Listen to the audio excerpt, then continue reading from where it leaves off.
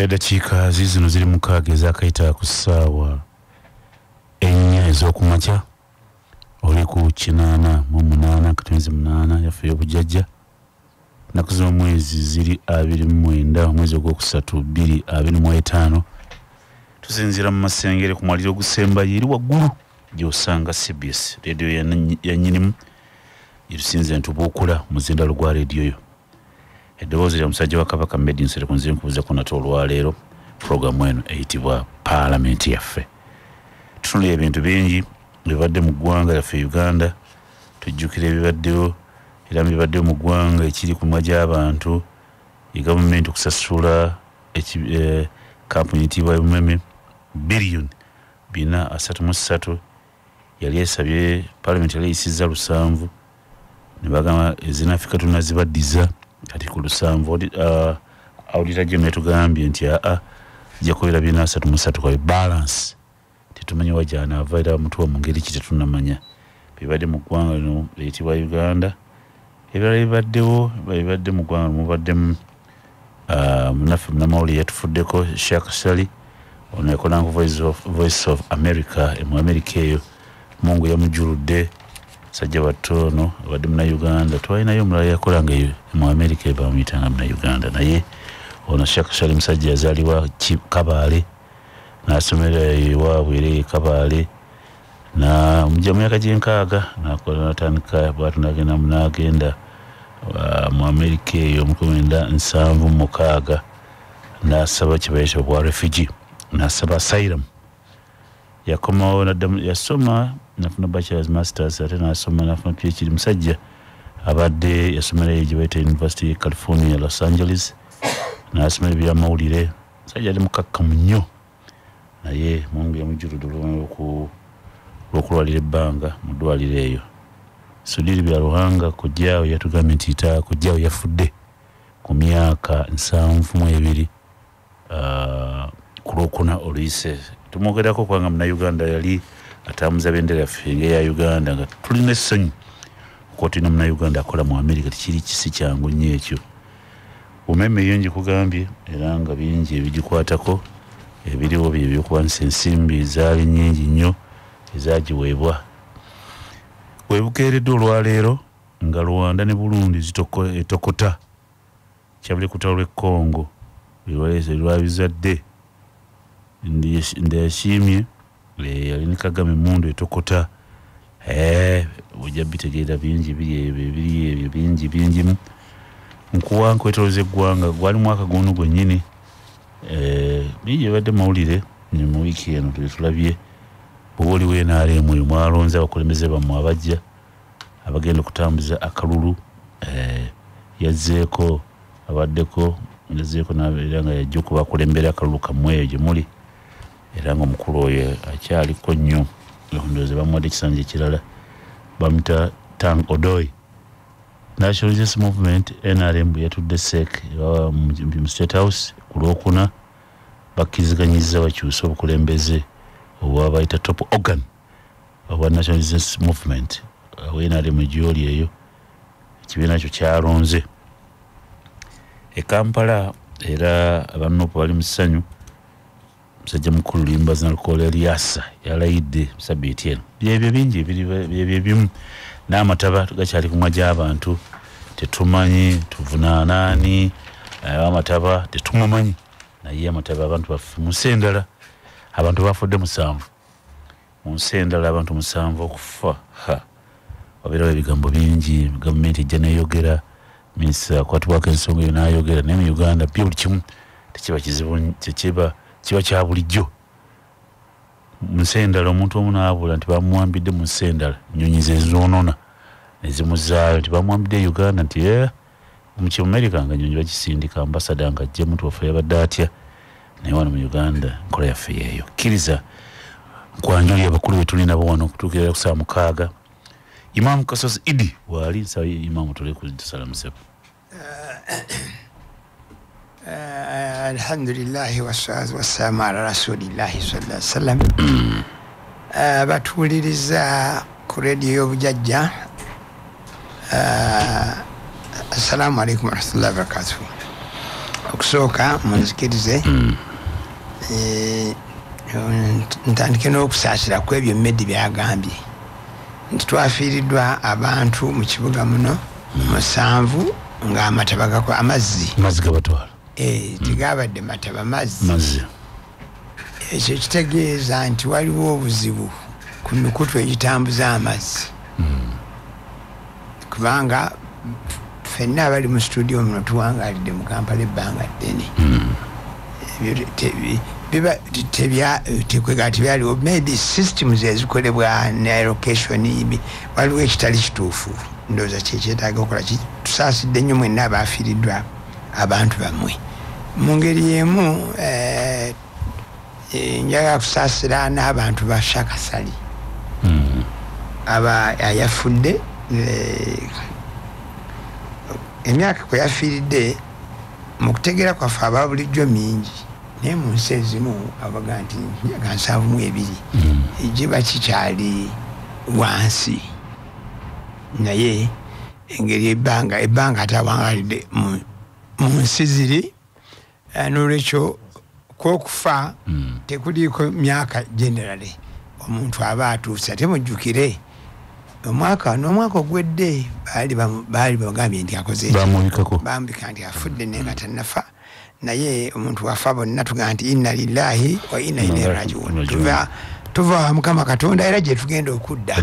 ffenna abali wano sibe bokka twafiiriddwa abantu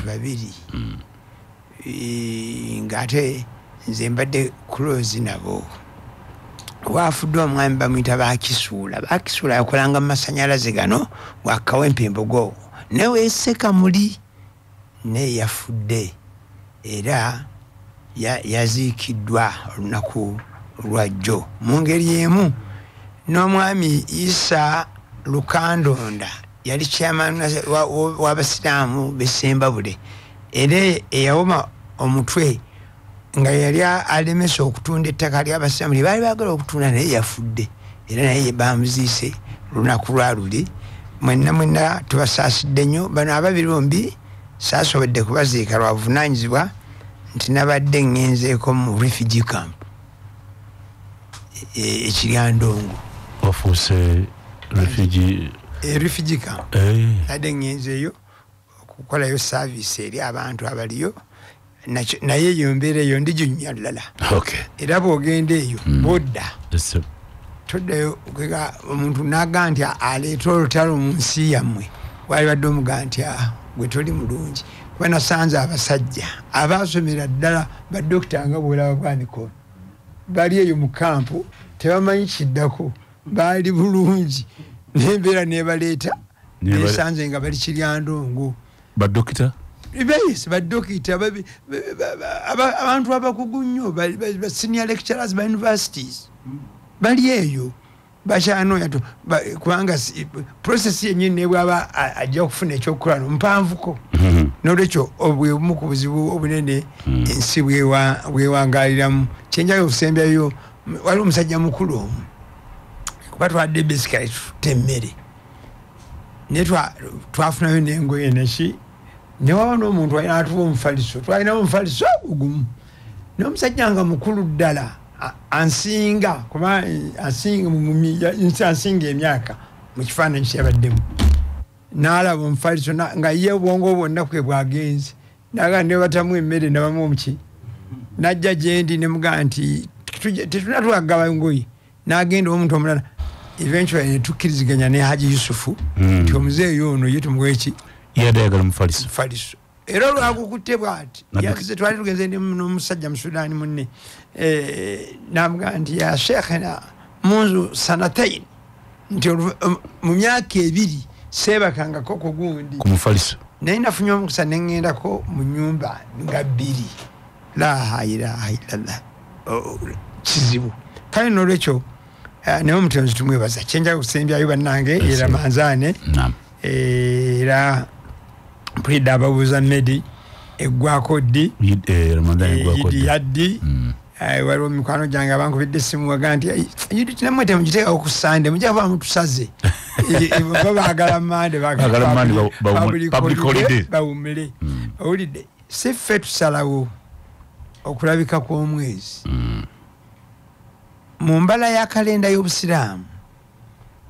ate n'abasayansi bano nabo bakimanyi nti omwezi gubeerako ennaku 29 n'obutundutundu buli mwezi gwonna naye baategeka ennaku n'ettambula kati gubeera gwa nnaku 29 n'olwekyo olwokuba tuwezezza ennaku 29 nga tusiiba Idi esobola okubaawo enkya naye nabbi yagamba tebaawo bubeezi musooka kulaba muki mwezi naye bweguba gubikkiddwa teyagamba nga teguliiyo yagamba bweguba gubikkiddwa wadde gyeguli gubaayo nemutagulaba nga gwabikkiddwa ebire bweguba gubikkiddwa mujjuze ennaku 3 nolwekyo bwegunabikkibwa netagulaba tujja kuba tugenda ku mande okusala Idi naye bwegulabika nkya kati gwe ayagala okugenda mu Idi togamba nti anti byansobedde byakutebera naye Imam Kasasi yagambye ku CBS anti si byakutebereza gwe twala nti omwezi gugwaho nga gulina ennaku 29 weetegeke olw'enkya bweguba gubikkiddwa then ogende ku mande olime kwekwasa ekigamba nti Idi yagudde Idi tegwa kubanga hadisi erikkirye ga nsuumu ekyo bakijjawo nti Idi yegwa bugwi anti olwokubanga olwokubeeramu ana eyo nti 29 oba 3 ekyo naye ababa basiibye ffe tuba tumanyi nabbi yagamba sallallahu alaihi wasallam kisembyayo nakyo nti suumu liriyatihi musiibe nga mugulabye wafuturu kadhalika n'okusiibulukuka bwe kutyo tetuli ku byaddawa naye lwaki batugamba nti Saudi Arabia gulabise Saudi erangiridde wano temulangirira Abdusalamu ekiwuliriza kulangirira Saudi Arabia gulabise kiva ku kikyo gamba nabo bakyogedde bubi Saudi Arabia gulabise nafuna omukisa nze gwolaba sitogendangako Makka naye omwaka ogujwalize nenkutwala ntugenda alhamdulillah bwogende Makka anja kujja ssebo oba bwobolaba oluusi bwebaba balaga bwebaba balaga anakikyusa ekifaananyi ky'Emakka alina obusobozi obwetwala sigenda kumuwa hijja naye bwe nabadde nayo medisi gimu mpadde hijja agisobola ida agisobola medi akkirize bukkiriza nti atuuse kati kyenjaga omala kyo nafuna omukisa kwetolaka waliwo ennyumba ekizimbe era bakiyita ewoteri eyekukisaawa osooka kugenda eri waggulu n'otegeera abannasayansi byebakola nafuna omukisa kuba naliko omugenyi wa kabaka Saudi Arabia nga nyinza okukola umra nenfuna abo abatono bwe baatwala neŋŋenda nentuukayo weebalabira lwaki balaba mangu bayina tekinologi ekuyamba okulaba nti gwalabise balanze Saudi Arabia kati ne balyoka bakola ki kwekiva ekyo ne balanga kwekiva naye kyenneewuunya akalimi k'essaawa eyo gyolaba obeera eno wansi olabanga essaawa eya bulijjo akalimi k'essaawa eyo akalimi kamu bwe katikana akabala eminati sikaba akawanvu kazitowa kilo 4 salamu alaikum waalaikum salaam abedi buza batuuliza esebo abatuuliza mbalamusizza nembeebaza gye mukoze nga imaamu bwayogedde nange muzikirize sooka okusaasira abantu baffe naddala eggwanga lino abafiiriddwa abantu baabwe mukulu Shaka Sali abadde munnamawulire ate n'abewaffe eri ekigezi namwe tubasaasidde ewaffe bannakasango mbasaasidde gye nasomera bannakasango mbasaasidde olw'okufiirwa Disani kitalo nnyo ate mukulu Kyanike Bukoto nawe tukusaasidde olw'okufiirwa mutabani wo Bosco era ne tusaasira ate era ab'ekyannakase nammwe olw'okufiirwa kwa accident okwo musaasizi tubasaasidde ate waffe ekyalubuwali twafiirwa Steven muzeirwanga ate abantu bafa nnyo ennaku zino anti abafa bomanyi bemanyi Kayunga mukulu batte muzeeyi batte Kayunga wali ebutale nawe tukusaasidde olw'okufiirwa mutabani wo Sewaya ate abe Bukota awo mu tawuni manyi nga mwafunamu enjegaawo ya mukulu Sula edduuka ne munnaffe naye tujja kuyita omumanyi waawo lyakwata muliro mpozi lyakwata tolanga oli updated so era nzikiriza kubanga wiiki ejja tugenda kubeera mu misinde nga twebaza mukama katonda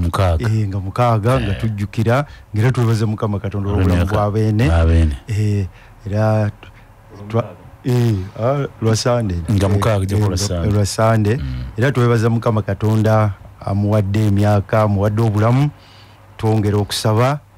nti mukama ayongere okumwongera obulamu okumuwangaaza ayongere okulamula ku Namulondo y'abajjajjaabe amiina sebe ate era sebe waffe Masaka ffe tugenda kuddukira Masaka be MP basatu n'abawulidde Honorable Masasi Mpuuga abakyala bali Juliet Kakande Omugalati Abed Bwanika Pookino yatuduumidde yatugaa nti tatulabe Kampala kabanda gasimulira kabanda awewaffe naye Masaka era kabanda yebakola ki saagala gati agenda kudduka nga tannaŋŋamba kuba ekyo nakyatemba kabanda wange naye sewo era n'olwaleero tuli awo Namugali wala nemmwe tali wala nnyo naye naye tusuubira omulaba tanagamba kubange ayinza okuba agenda kuddukira Mawogola kuba naye atera naye olwaleero wali abantu bange manya bange olwaleero sebo olunaku lwa EGM olwa Buddu Pewesa enkola ya Ssaabasajja Kabaka tugenda kuŋŋaana era oluva wano nfuutuka nga nzira Masaka ebintu bya Buganda obyetaniranye ennaku zino nze kuva dda nze tebabinsomesa busomesa zebera zaalibwa bya Buganda kyamaani wankobaza mbogo yasooka ate oyo oyina omusomesa bya Buganda tubeera mu Musaayi akasembayo sebo twagabye ensigo bannakimanya kabonereza akasooli mbasaba muziteeke mu ttaka mangu tewali kyalo kitaafunye ensigo muziteeke mu ttaka tusobole okukakasa nti enkuba mulundi guno oluusi etonya akaseera katono kati gyokoma okusiga amangu gyekikoma okutuviiramu obulungi bannanyendo mukungwe mbadde ne Honorable Mpuuga era twogedde ku ssimu olwaleero amakyago olwaleero ensigo zammwe zigenda kujja mu weekend ejja nammwe oluzikwata mudduke mangu kasooli oyo mulungi nnyo wambala kakati tumusige tusobole okukakasa nti ekyenjala tekiri mu kitundu kyaffe Ssaabasajja n'abasimbula emisinde mu lubiri lwe nga ne Pookino eryasimbula okusimbula kuli mu Buganda wonna abasajja bonna gye bali kasi asimbula wano tetugisimbula nga tannasimbula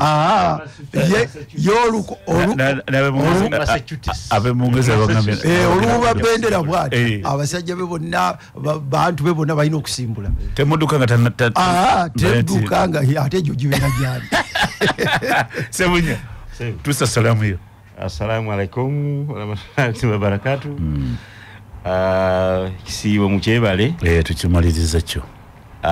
mukimaliriza naye ate era wakyali abakyatambula n'ekirala nakyo bakimalirize bulungi kama atuwa ekisa enkuba eno ey'obusungu ate ereme kuyitirira naye nange nja kusaasira bannaffe abagendedde mu kukulukuta kw'amazzi okwo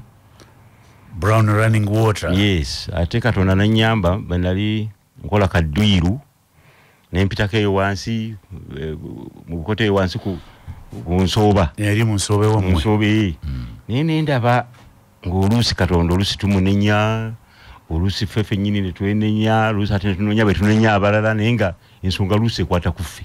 ng'oli azimbidde ddala ku nsooba kwennyini kwazimbye awo wennyini weligenda kutandikira tulowooza nti Mukama oluusi tumusonyiwe ebimu byatugezesa ffe tumutwala mukemebwa okw'amaanyi ennyo tulokola mu bubi era naye netugaa nti akati nze wano wensula naye ng'ate woosula oli mu bulabe bwennyini ate enkuba neetonya n'omwana nga tomanyi gyali Mukama atusaasire gwe Saalongo mpozi obwa Saalongo sinabufuna duwa imamu akwedduwa era agimpe eddakiika ziizo 26 bibadde bingi okujjawo kamu kokka waliwo omukyala omusira omupoliisi yangaye nti Kasule bakuwuliriza nnyo era tukuwuliriza nnyo naye twogerereko abapoliisi abakyala bwe tuzaala tebatuwa nnaku 9 etteeka ligamba litya emyezi 3 ennaku 9 nnaku 9 maternity leave maternity leave so police mukole byonna bye mukola naye abakyala bammwe bwe bazaala muleke bakuza abaana abo kuba abaana abo omukyala ono wa police tayagala ate mwana we naye kubeera ku mulimu gwe gumu so ayina okunywa amabeere n'afuna amaki amagezi alina kuyonka si kunywa okay ayonke abenge tomanyiruganda jajja kasujja ayonke jajja kasujja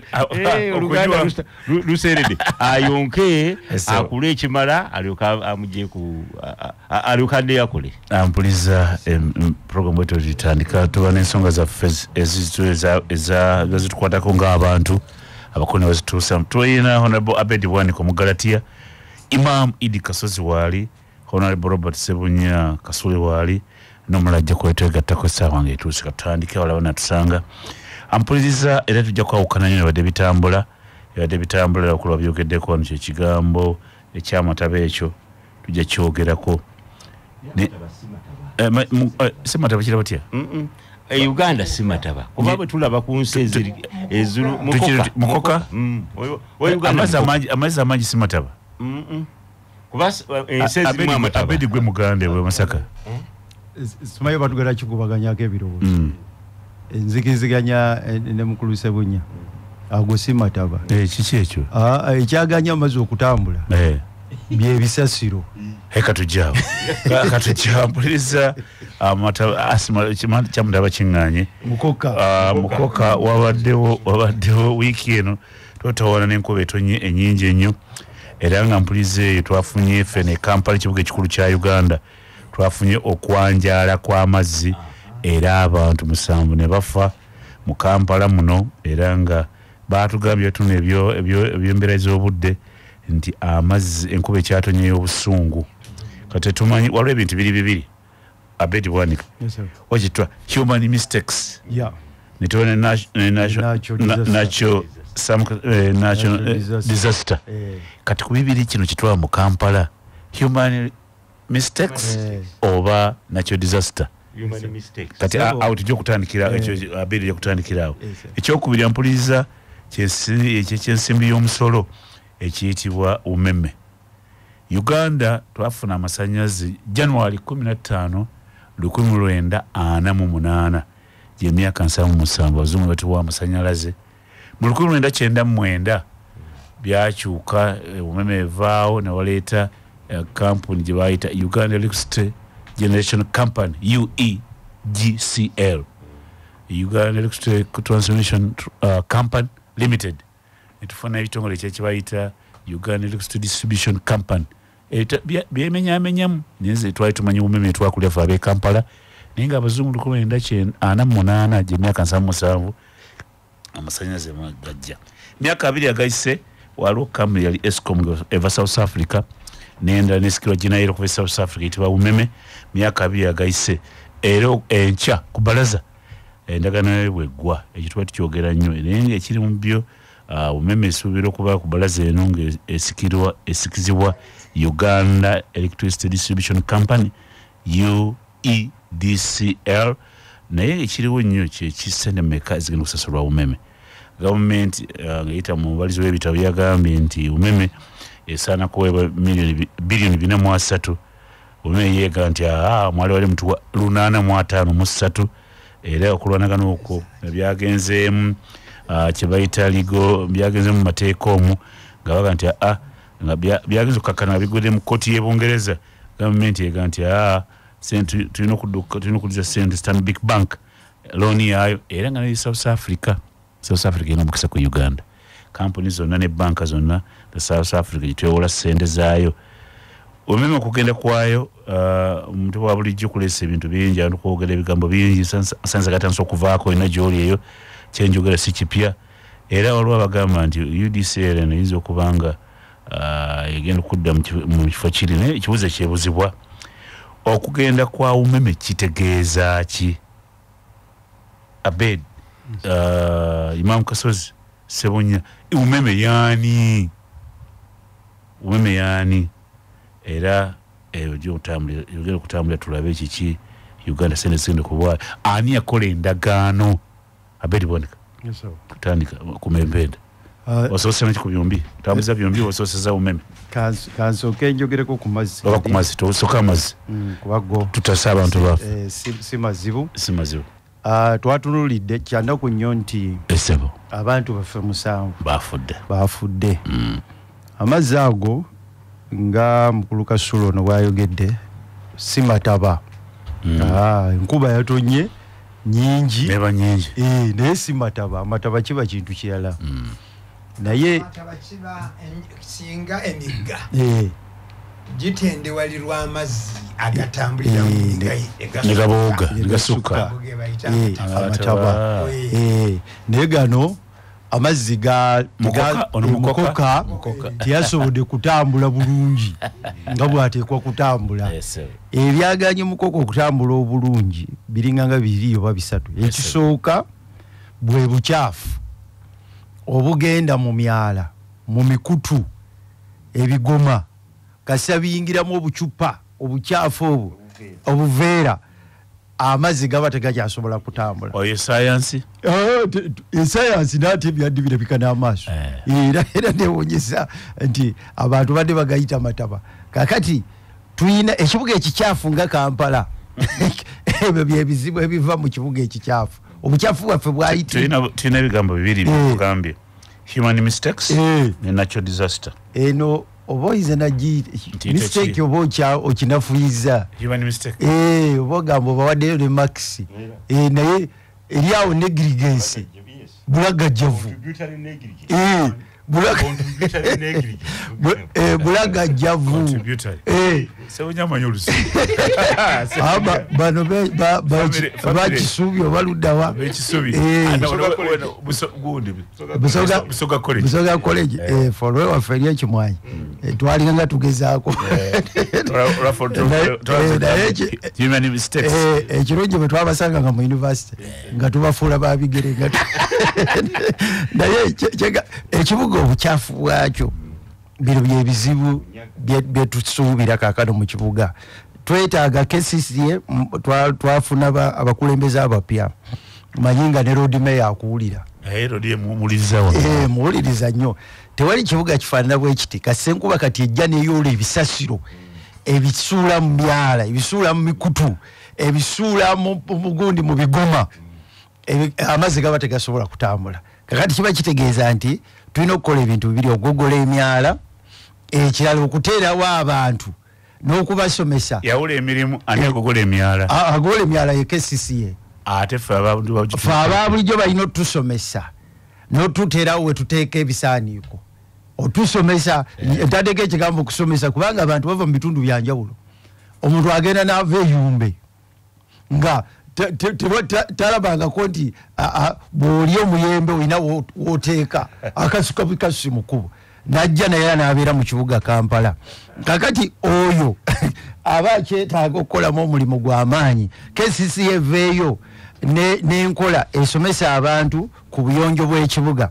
ate bateerewo wawooteeka ebisasiro. Waliwo awo emabegako awo mu mulembe gwa Musisi baali bataddewo obufunga bungi nnyo ku kkubo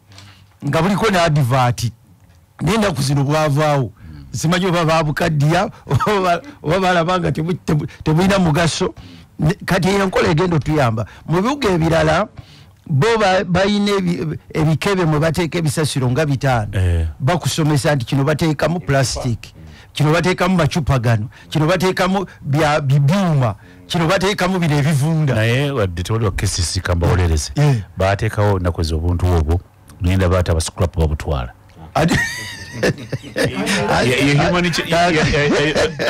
Ekyo kiddamu kiri kyennyini kye bakugambye era yegwe naawe Medi ogenda n'ogula enkoko oba n'ogula eryenvu ng'oli mmotoka otambula omala okujja n'oyisa mu ddirisa n'okasuka. Sagala kudugoza mmotoka ye. Nze mbalaba nnyo ng'avuga emmotoka n'ayisa akacupa muli ku lw'Emasaka bweti bugenda buwandagala. Naye kiri ky'ogambye nakyo kino ekyababba obugundi buno. Kampala enajjudde cameras. Kiba kitya nti basobola okubba ne babba kambu ne babba akalala police tekola na KCC olaba batta muntu nabula ndoze ranjogedde kino kinene kuba olaba omuntu gwe basse wali kamera ebyo byekibayogera kati ononya oli mutuufu ononya nabula nesebo kyebayita obukyafu bugenda tuleetera obuzibu fenga abantu kino kyekimu kubyo kakati ekigenda okuddirira yekolera olwadde kasenkube netonyayo ejja obulwadde bujja kujja kubanga bukwatagana n'ebyo nga mubabye kasa mazzi ganjala mu kitundu muba mulesa obukyafu ate waliyo ebifo gye basumulula toilets nsagala byogerako mu kibuga ky'e Kampala nga bolaba enkuba ng'etonye nebaga nti mukama atutaasizza ebiri mu toilet ne bigenda kati nga batugera ku Kampala ajjudde ensozi amazzi gava gali badde galagawa amazzi ensozi ezitwetolodde actually ekibuga Kampala kye kimu ku bibuga ebisinga okubeera ebinyirira olw'obusozi obwo naye ekirala kye twakola enamba 2 kyembadde njagala okusembayo ku kyamazzi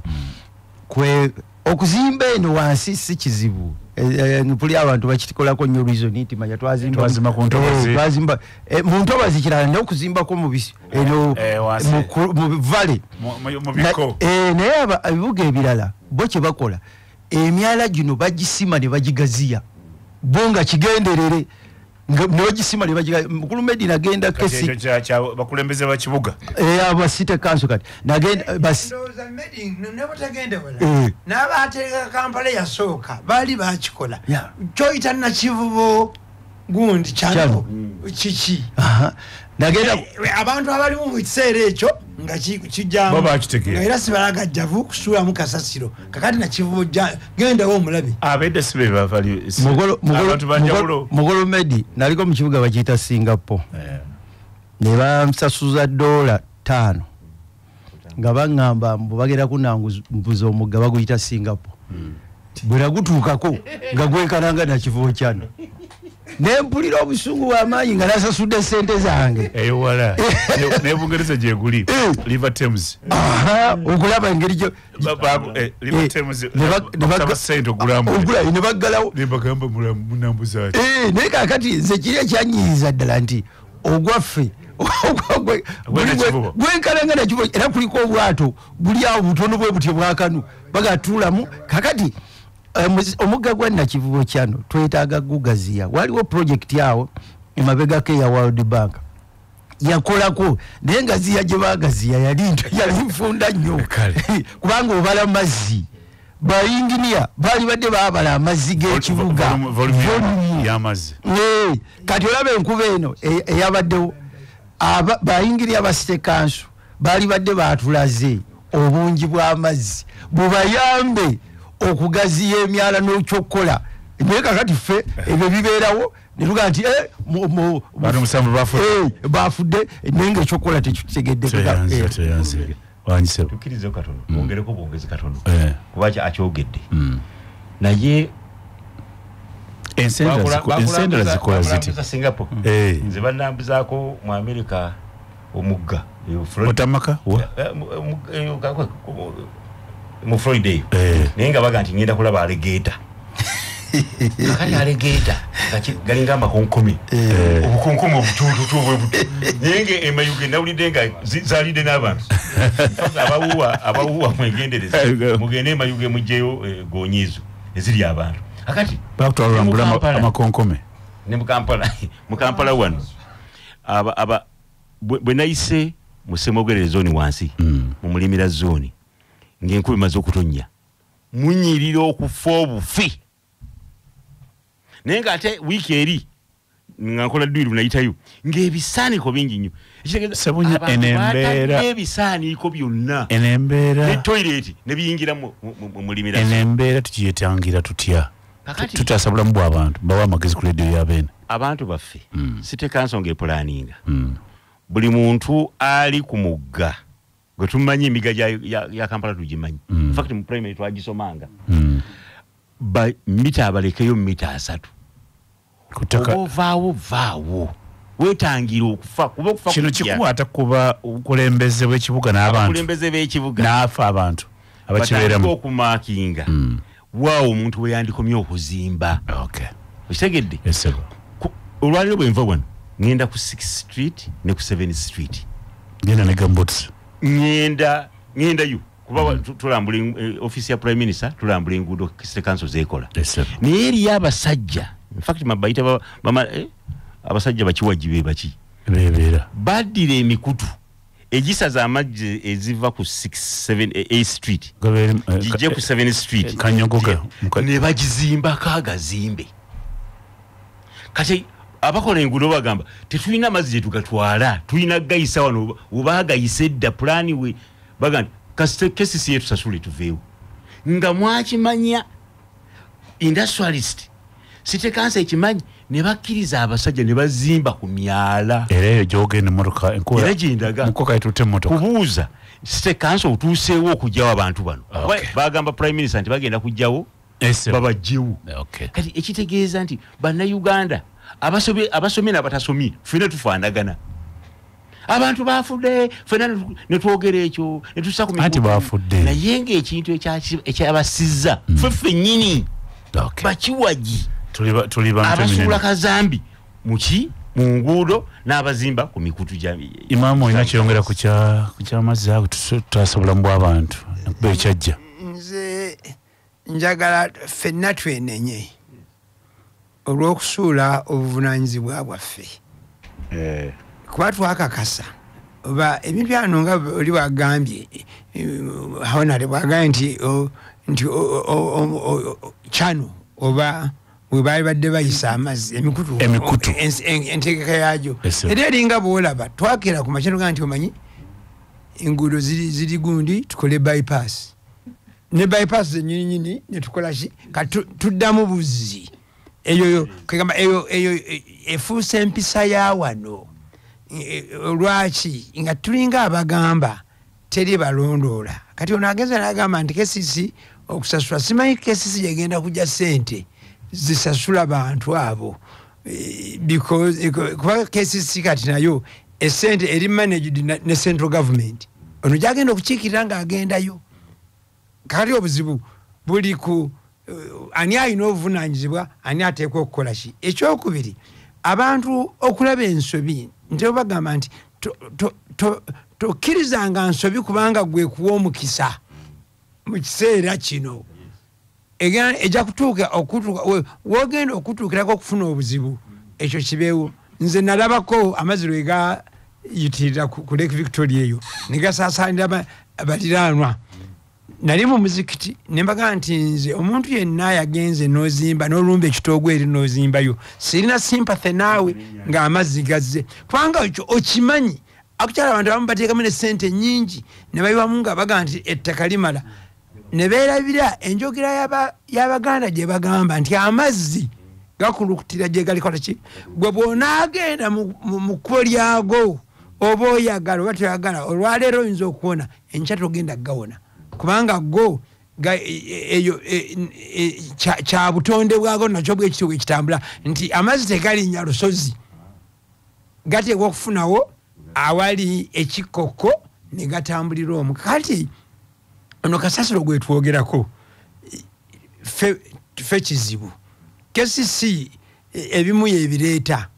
yalibadde KCC yagaanadde omuntu okuleetawo n'ensawo y'amanda ng'agisibyeko ebisubi lumonde nga bamupakidde ne bamutuusa eno bamusibyeko amalagala agatalina value ebikoola by'emiti kati ekyo kimu ekyokubiri obuveera bucupa andi obwobuveera tubusobola singa ffe ababukozesa tutegeera abeeri kyagambye nti tuyina ebiki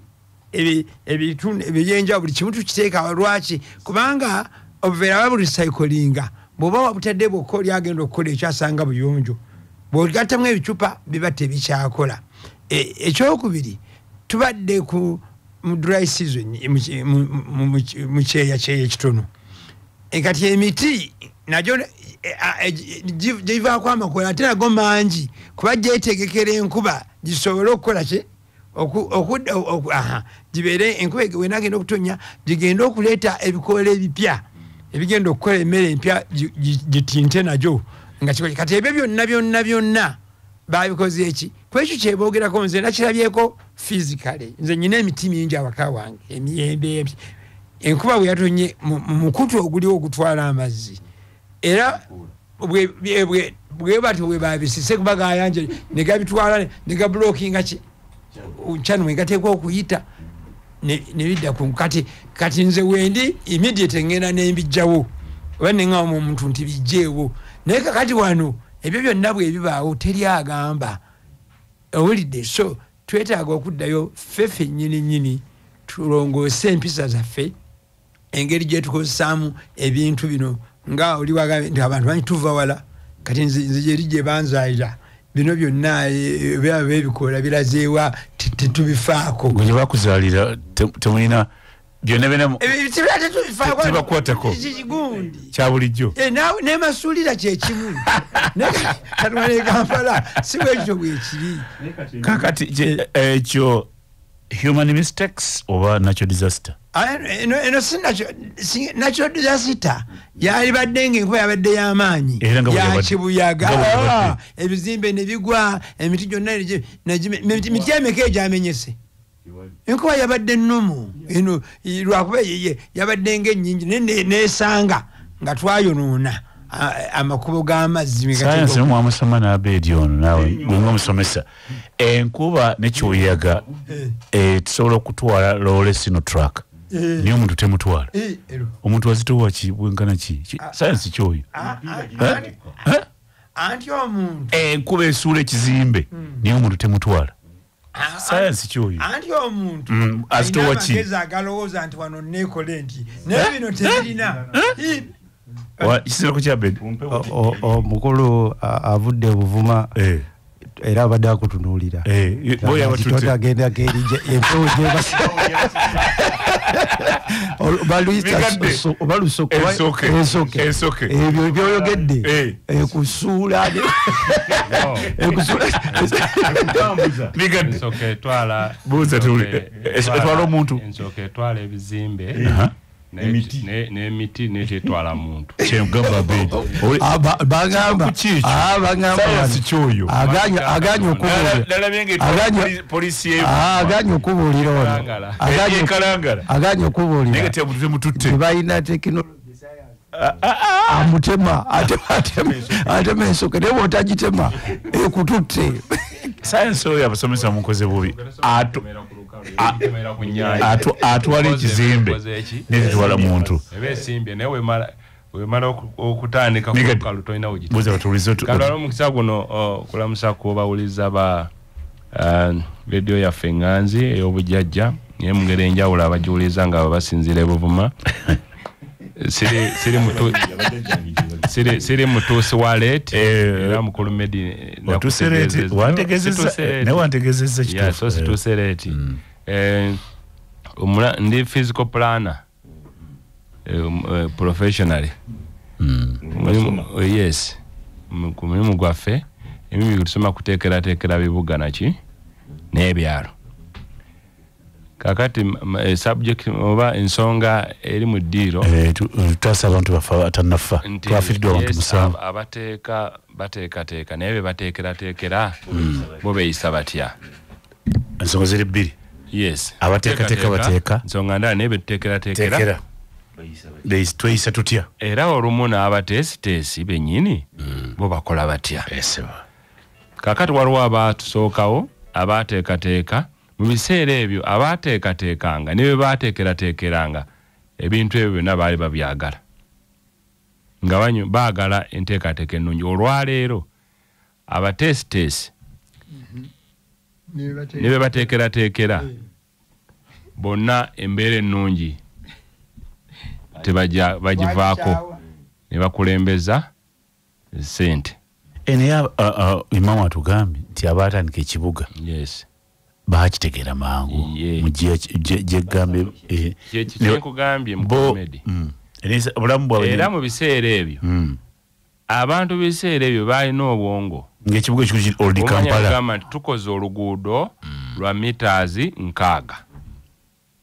nga ne population ekyali 15,000,000 akati ate osanga abaleero nga bayisiza building plan okuzimba mu kitundu ky'oluguudo nga ne bakuyisaamu n'ekyapa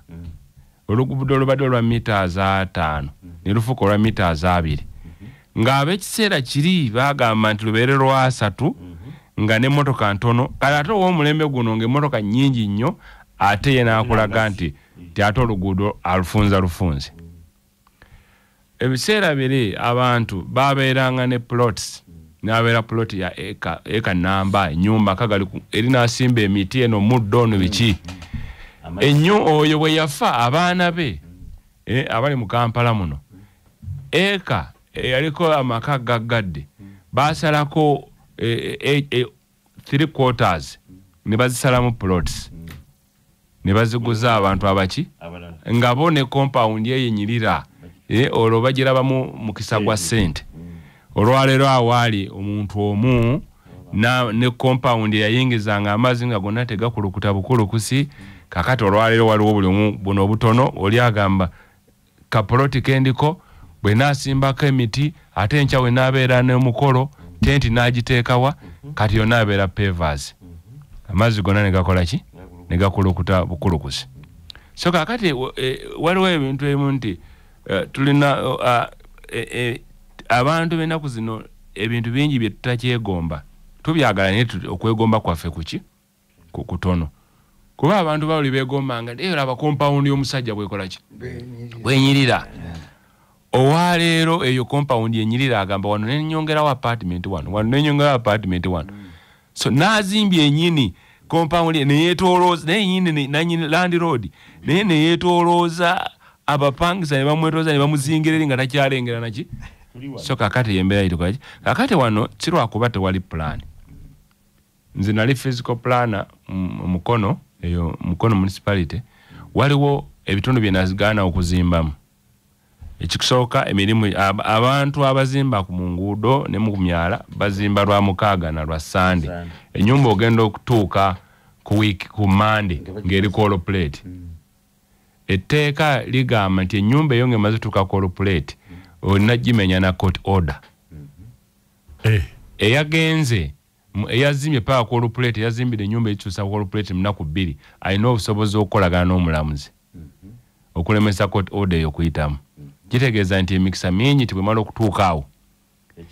ate ekisigaddeyo kyekyangu ekyo gisereka so kooti yekulagira okumenya ennyumba kasituka call plate omuntu ayagala ogimenya local government nina kugenda mu kooti because mubeeramu element eri ti ennyumba eno yatuuka wano ng'olabawa tosobola kunyonyola nti bagizimbidde ennaku 2 because tosobola kijustifyinga kakati nobeera nti abantu baffe waliwo lwaki nkugambye nti betuteekerateekera n'abatesitesi waliwo mu mukono eyo wenagamba nti wano oluguudo ng'era ku maapu kweru nogamba nti ŋŋaanya okuyisa building plan after some time nga tuvudde n'obukulembeze obwo n'olaba ekizimbe nga kikola ki nga kisituka awo wakola ki nekikuluma naye nga waliwo alina obuyinza obwo ate omuki omulala waliwo ekizimbe yaganda nogamba akuno tetugenda kukkiriza kwongerako flow netugaana ayagala munene after some time ngenda okuwulira nti kyewuli ndigudde numekyo ng'ate bamukkiriza okukola ki okwongerako so naye bannayuganda ffe tulina okwebuuza nti eneeyisa yaffe ng'oggyeko nekwebyo eneeyisa yaffe olwaleero bw'obanga omuntu abeera mu taxi n'anywa soda n'ayisa omukono mu bano ng'alina wakati mu mutto n'ayisa omukono n'ekejupake nga bano bonna baayisaamu omukono tewali agukuba kukka wansi n'akasuka onajjayo waati n'omuntu oli ayiseewo n'akasuka ki akacupa so eyo gyakakasukira akakasukirani ndabye abantu fenna tuvunanyizibwa kyenkanya yes ndabye abantu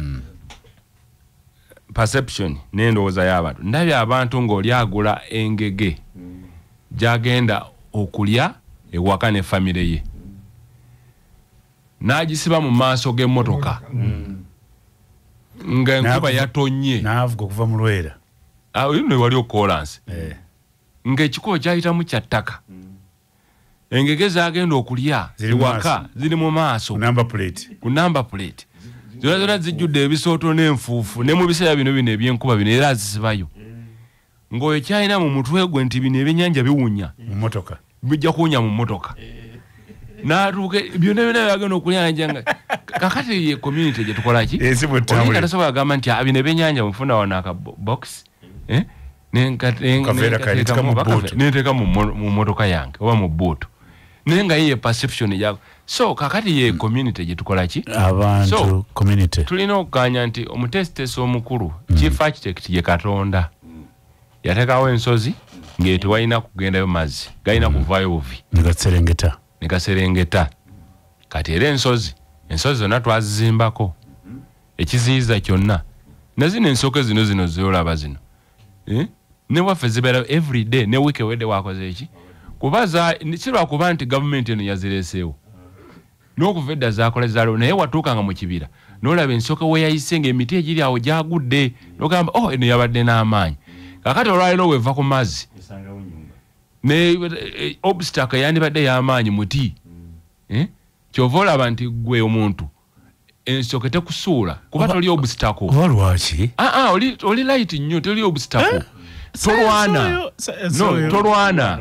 tolwana kakati tekunotisinga nakunotisinga nti okola ki ng'oli ensooka esuula ekizimbe negana okusuula nsereko gwe tekulaba nakulaba because tolina gundi tolina akantu golooza empewo bwejja efuumula ebisubi ebicupa because biteekawo resistance biteekawo okuziyiza kanonaganguberawo gano kakole ki kankulagekotaddewo ki ate olemesa okweyongerayo gwe kuyitako ki kakati ng'amaliriza nti floods zino ziri both obugaya obulagajavu fenga abantu ate ezimu ziri floods ezimu ze tulina ziri political floods ezimu ziri political NRM yezireta because abantu ebyobufuzi bibakwata ku mitwe tolwaliro bw'ogamba okujja abantu mu omwala oguyita isho ejja kubeera balagewa anatulaba naye nga kibuyago mu floods ezo bwe zinajja zigenda kukosa abantu n'abasinga abali muki ate n'abo bennyini olwaleero ojja balanga bakutenga nagenda olumu nagenda physical plan twagera goni nga twagala developing akasokoso netugendayo ng'omuntu wangagamba ffe twamanyiira mu kusula mu buyumba bwaffe no wansi nga gondi yali nti muwandika abantu banoona ku gondi zire zinaabeera afuneko ki bafune units olinga kakatize naava ntya ku fulo eyokusatu abaana bange bamanyira okuzanya nze ngende wansi ng'oli omwana okuzanya kimulemesa akusala so kakati ezimu ziri political kuba ziriwo ekiremesa kiri political okwata ku gundi yazima mu mwala nti ate oyo yampagira okwata ku gundi so kati ebimu tulina kukwekanya kwebaza okuba nti oli ku mukutu 88 programu eno eyaffe eyitibwa paalamenti yaffe tusoose kutaasa bulamu bw'abantu ensobi zivudde oba tuwulire ffenna tukwasibwako ensonga fe ababeera mu kibuga nabateekerateekera yabadde mbuuza nti yabadde human mistakes zakolebwa oba natural disaster naye abakulu banyonyodde nga twafiiddwa abantu abasukka 7 ng'enkuba yabatutte n'ebintu ebirala bingi ebyagendeddeko ebintu by'abantu byafudde emmotoka n'ebirala birina amayumba abantu tebasuze bulungi olw'embeera naye nga bannanyini kulateebereza batugambye kino mu Luganda bakiyita kikyali kituuza era enkuba ekyajja kale mweteeketeeke eyo mu studio mulimu Honorable Abedi Bwanika, Honorable Robert Sebonya, Imam Idi Kasozi ne Robert Ndugwa Migadde ne mwali okulaba nti baseta faali ku mbeera. Abedi Mugalatia ensonga y'amasanyalaze umeme amasanyalaze umeme genda kubalaza gakutte wansi ne waggulu buli omu kyayogerako tubadde tuyina ekitongole kino ekya umeme mujjukire nti emabega eri twabeeranga ne UEB nga yetambuza amasanyalaze naye bano ba MP ababiri abali wano imawegeke eyo batu bakwatagana ne government eyo wakati ne bakkiriza ekitongole kino kye bayita umeme okutambuza amasanyalaze mu luzungu bakiyita distribution and supply ogatuusa ku bantu we bagatanduza gwali mwaka gwa 2005 nga babawadde ekatala nti bakendeeze losi z'amasanyalaze okufirwa kw'amasanyalaze kuba mu kiseera ekyo byali ebitundu 3.5 amasanyalaze ago bagagenda kuwaya galina engeri gye gabula waya ezikaddiye n'olwabagabba kati byali bya mirundi ebiri waya enkadde n'abagabba kati mu kiseera ebyo nga bw'oteekako 10 gagenda okutuuka e Masaka gali 35 nga gabuze kati umeme neweerwa ekkatala okubikendeeza n'okukakasa ekirala kyaweebwa ekkatala yasanga tulina abantu abali ku masanyalaze 13,000 kubwe gitijuka nga bali ku masanyalaze mu 2005 kati olwaleero bagenza okukivaako nga tulina 2,300,000 abali ku masanyalaze era bakyali wansi nnyo namba ekyali wansi nnyo kuba abantu abasinga obungi ebitundu nga 75 eby'Abannayuganda 75 tebandagenda ku masanyalaze gana aga grid aga national grid kakati mu kiwandiiko ekyo kye baawandiika mu gye bayita endagaano gye baakola mulimu ebirumira bingi ebirabika nti byakolebwa abantu abakyawa Uganda nga bo bagenderedde okugaggawala ekimu ku bye baakola nti buli sente umeme ezo zeefuna zeetwala ebitundu 2 nga byayo ebitundu 2 bigenda mu umeme direct byayo ku sente yo zebeekoze ekirala bateekamu akawaayiro nti bweneeba contract yayo eweddeko ejja kusasulwa kati kamulaba tuligitanako naye ate ne bongeramu akalala nti ejja kukola embalirira yaayo nga wabulayo ennaku 9 kati kiddamu ekibuzo kiri abantu kyebadde babuuza nti lwaki bino tetwabikola mangu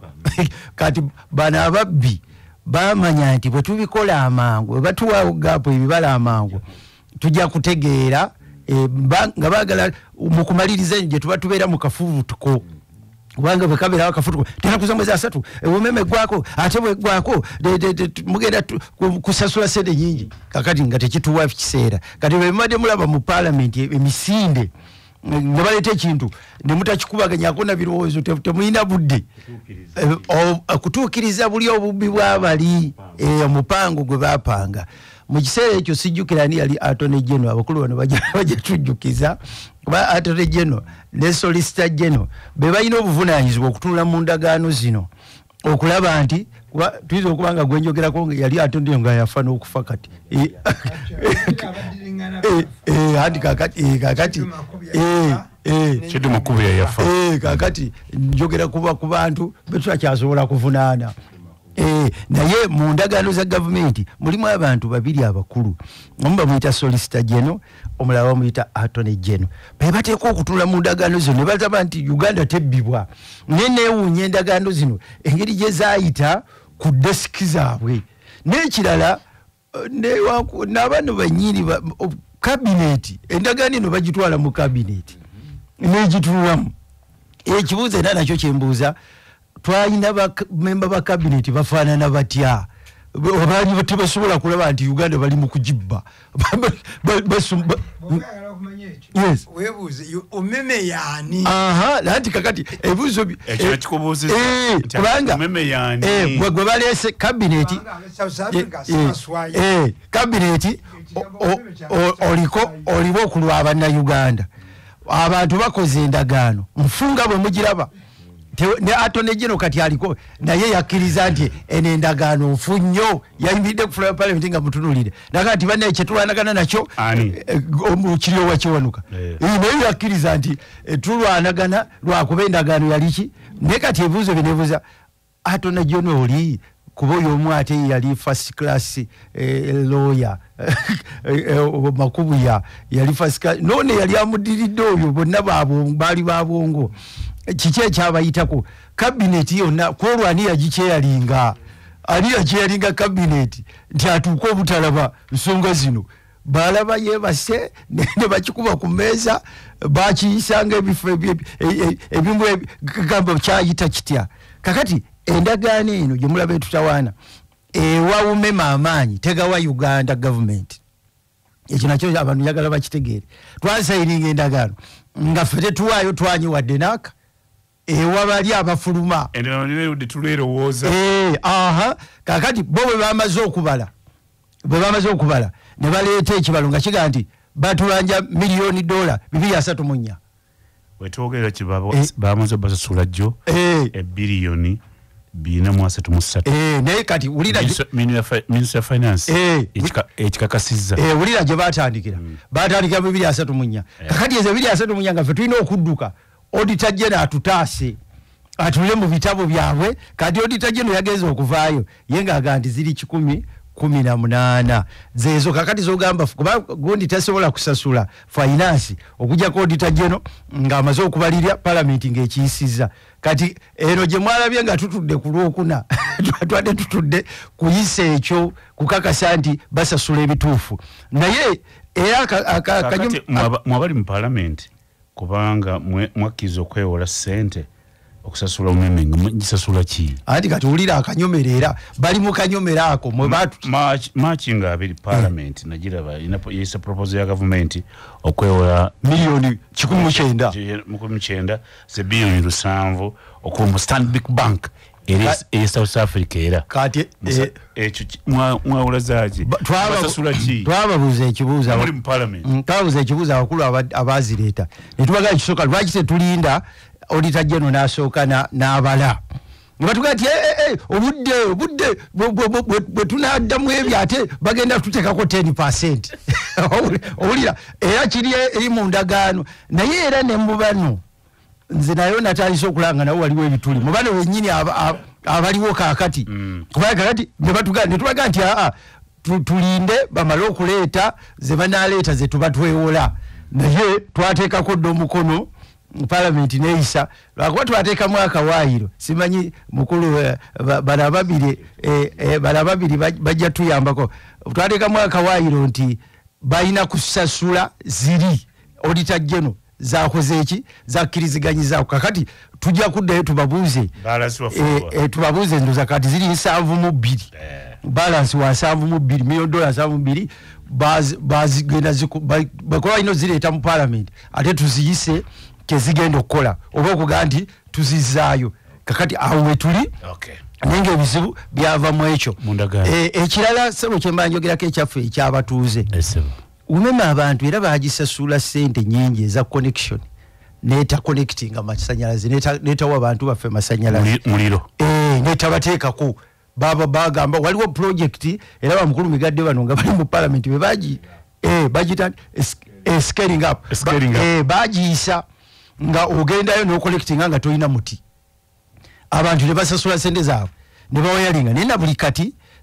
tebabeeranga tebafunanga amasanyalaze Honorable Nankabirwa ye minisita wa energy yatugambye nti mu kiwandiiko kino ekipya ekya bail out abantu bano abawa sente zaabwe umeme nti ezo liabilities oba obuvunaanyizibwa bugenze kakati ku kitongole ekipya ekya UEDCL kyekigenda nti kakati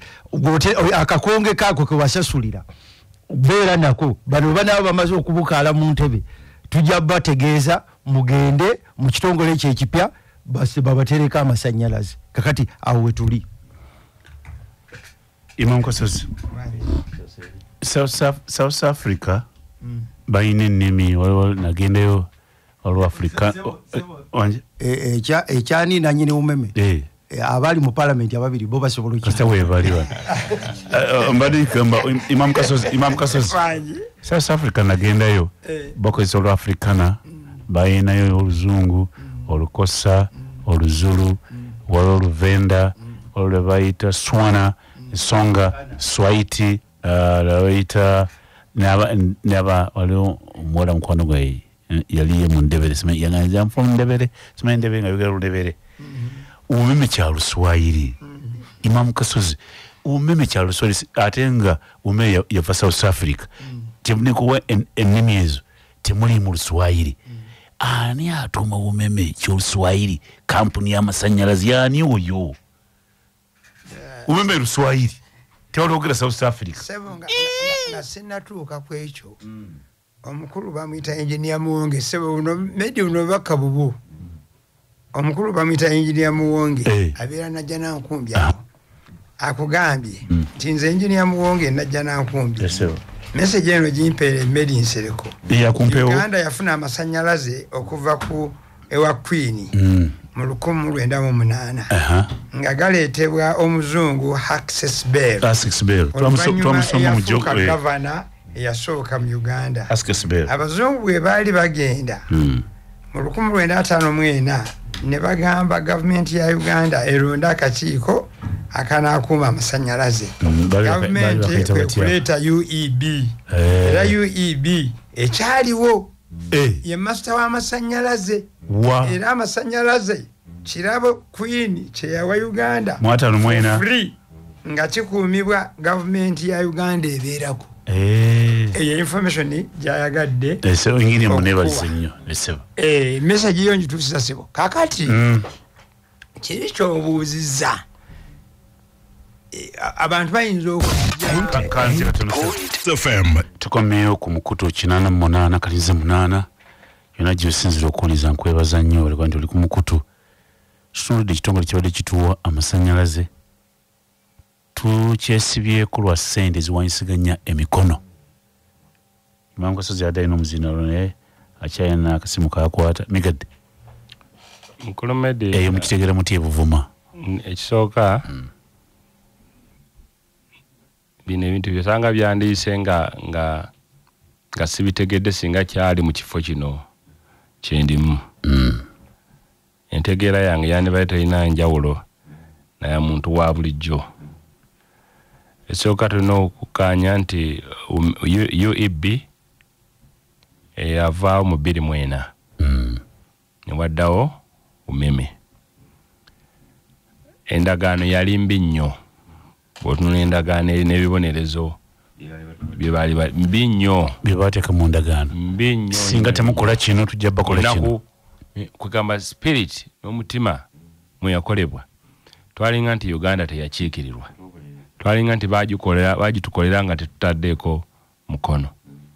kati kino si kipya era waliwo mukulu Abedi adabuuza abaminisita baaliwa negeno kuba recently waliwo looni gye twagaana ndi vice chairperson wa committee ya national economy era kuno okusaba kwajja mu committee ya parliament yakuweereza nga baagala okwewola ku manerenda e Kenya mwita Amarogo naye minister ngani yewolawa government yewola ku muntu waliwo manerenda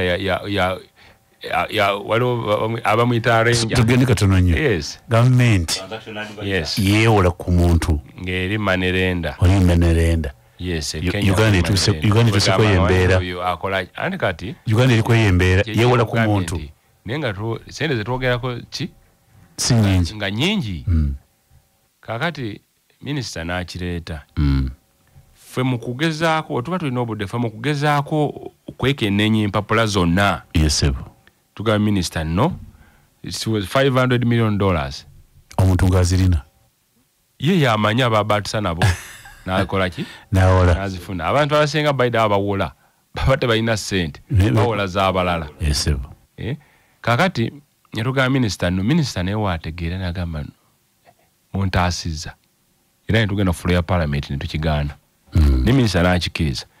nalabako era omulundi omulala looni yajja ku fulo ya parliament ne bagiweza mu committee yaffe Honorable Kasaija Matia najja tumuyita nti olina okupresentinga looni eno officially mu mateeka nga mu committee ng'emaze bw'omala ogyeta mu parliament ate minister alina okujja gifendinga mu fulo tumugamba naye n'atuuka n'agamba looni eno yajja etya ate nga ku fulo yateekebwako minister wa finance naye kwegamba nga n'abakugu bama minister byalina okuleeta ne babimuleetera nga kumpi atuusaawo ku fulo ne batandikalo nga kintu kiri koda paper ogenda okulaba nga fayiro baziddusa bagitusize wani wa minister nasoma ekintu wale bayise wali next item nibasoma motion for government to borrow katingo ona alina wano so nachi presenting kakati fail ne tunukuba mutochi committee era singa tababizangeyo nga biyitirawo wennyini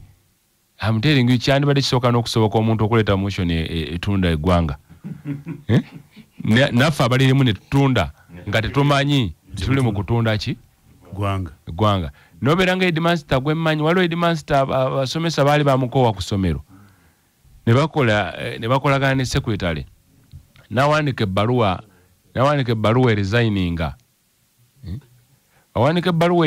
resigninga nga bamumanyi simusomi wa biwandiiko baluwa resigninga ne bagimutera ku meeza headmaster n'agisigninga nga resigninga nga yetamanyi oba bamanyi simusomi waki wa biwandiiko kati abaali awo nga bale ediba postinze headmaster omupya omuga atenze what is signinga saka resigninga akola baluwa yino ministry so nga ya signing kakati spirit actually sina spirit naye omutima ogw'okusoma ebiwandiiko ekituufu kiri nti gwatukendera wano mu ggwanga abantu bedda ne baba ne mu masomero omuntu yasomanga novel olunaku lumu kakati olwaleero ono asoma novel ali ku WhatsApp obudde bwa WhatsApp bongi okusinga era kati olwaleero n'abaana basoma literature abasomanga ne novel zebbiri olunaku era asoma ku pages 4 kakati naffe ng'ababaka ba parliament n'abakulembeze bonna mu bifo ebyenjawulo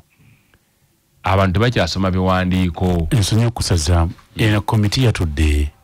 ku kino kakati komiti yatuula yatuula kakati government bwe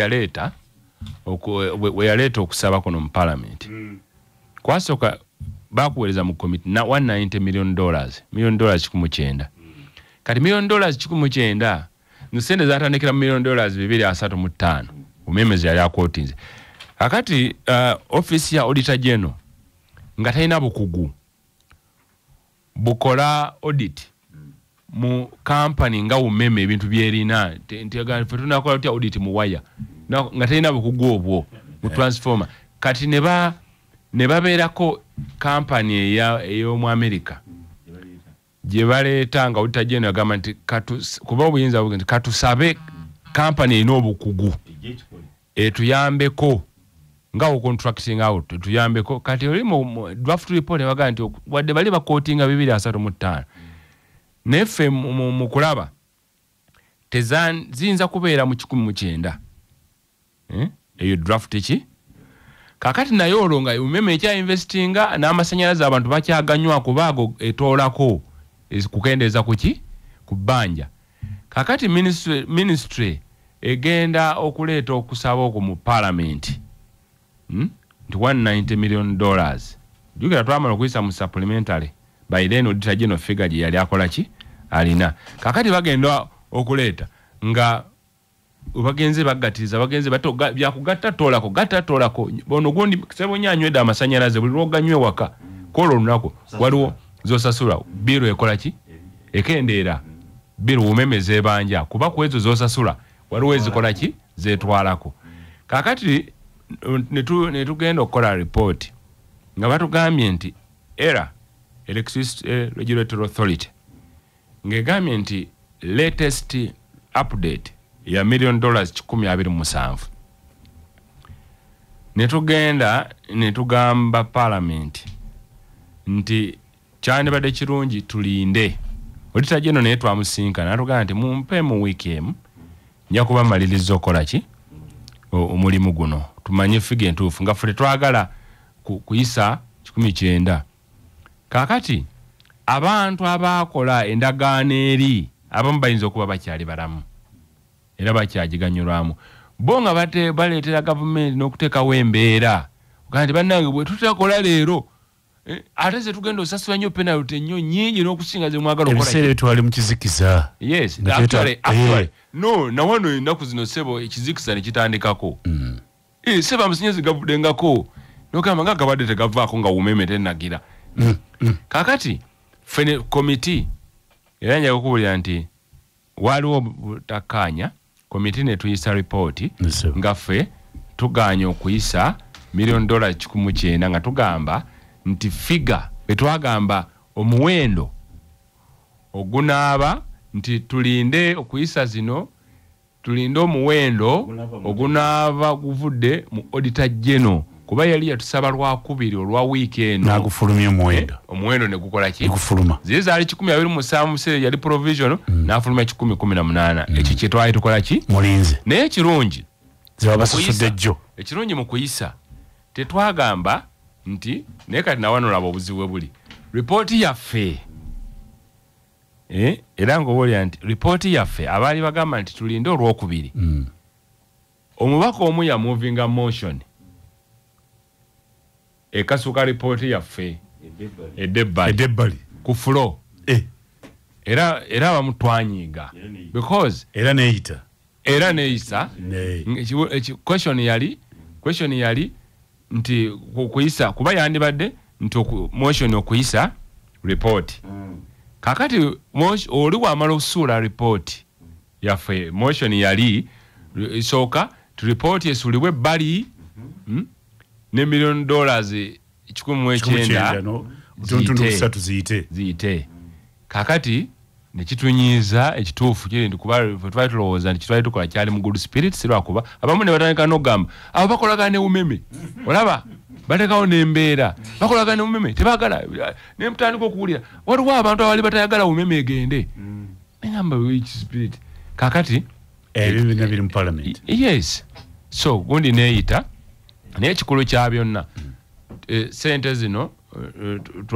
zirina okugenda balance alina okugenda mu consolidated fund because na zino zonna nga zeewoleddwa Stanbic teziweereza umeme Stanbic 19 ekiweereza Ministry ya Finance Bank of Uganda kakati Bank of Uganda Ministry of Finance yewa instruction Bank of Uganda sasula kampuni eno yaliwo batandika ntandike company ya umeme company yatandika mu 21 teyaliyo batandika ntandike 24 batandika ntandike South Africa yaliyo naye erinnya umeme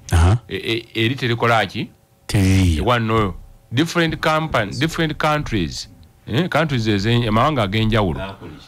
kakati ojasanga ye Tanzania bayinza ogiyita erinnya ki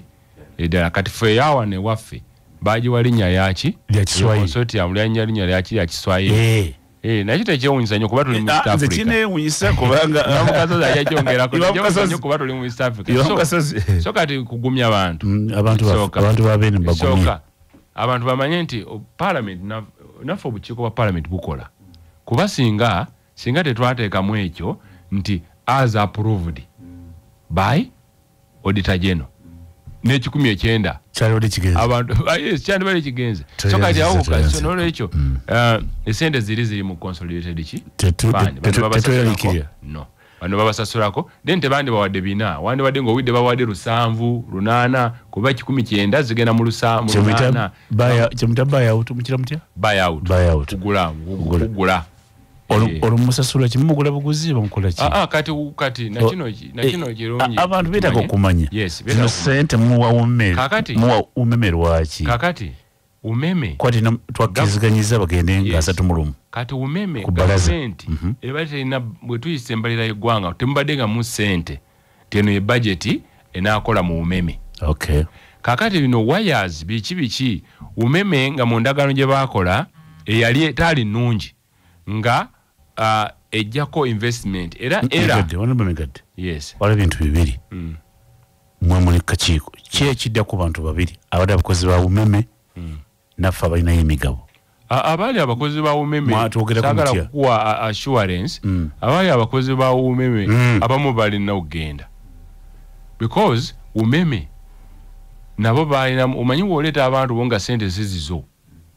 sente expense yona egenda kugenda osobola no kwepo taata wange olumu yangamba we yali mu Uganda Airline nangamba yalinanga abakozi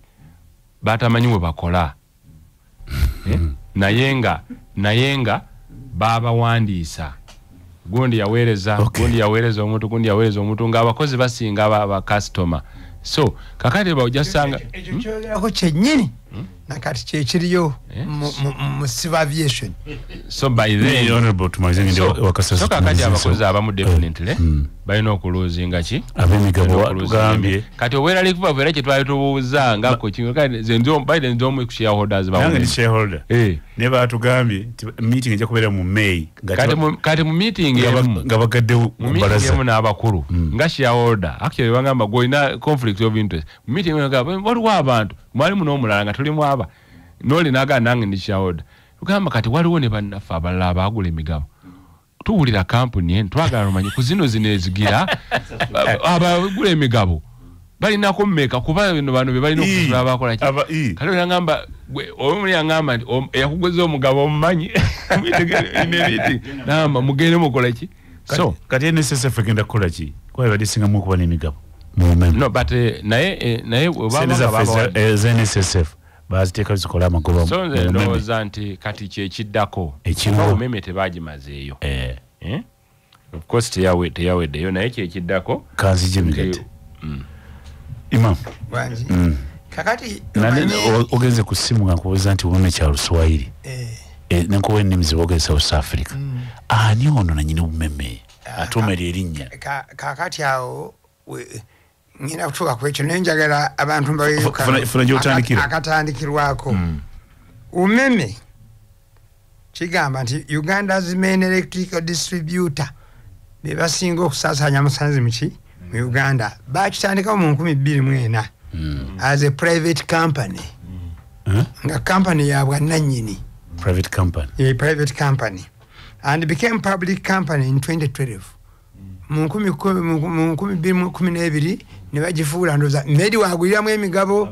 n'emigadde with its electricity distribution concession effective from March 1st 25 batandika nga lumutano ne kyensinga okwagala kiri wano kigambye nti bagitandika mu Uganda mu 2004 when the government of Uganda leased the Uganda Electricity Distribution Company Limited to a consortium belonging to Grobleg 56%, ESCOM, a subsidiary of Commonwealth Development Corporation of the United Kingdom, and ESCOM of South Africa 44%. At sea. Abo tebaliko. Kati bano bayinza okuba baluma ku bino ebibiri. Kati ekibuuzo kinene kyekigamba nti ani yatuuma erinnya kubanga ffenna tutuuma amannya teri muntu atuuma linnya ng'alijja mu bbanga wateekwa kubaako wakikola ki wakijje bw'obuuza lukyamuzi oyo lwaki bamutuuma lukyamuzi okyagenda okunonooza eyo ng'aliwo jjajjaawe eba yali amufaanana mulaga nti omwana ali lukyamuzi bwe bityo kati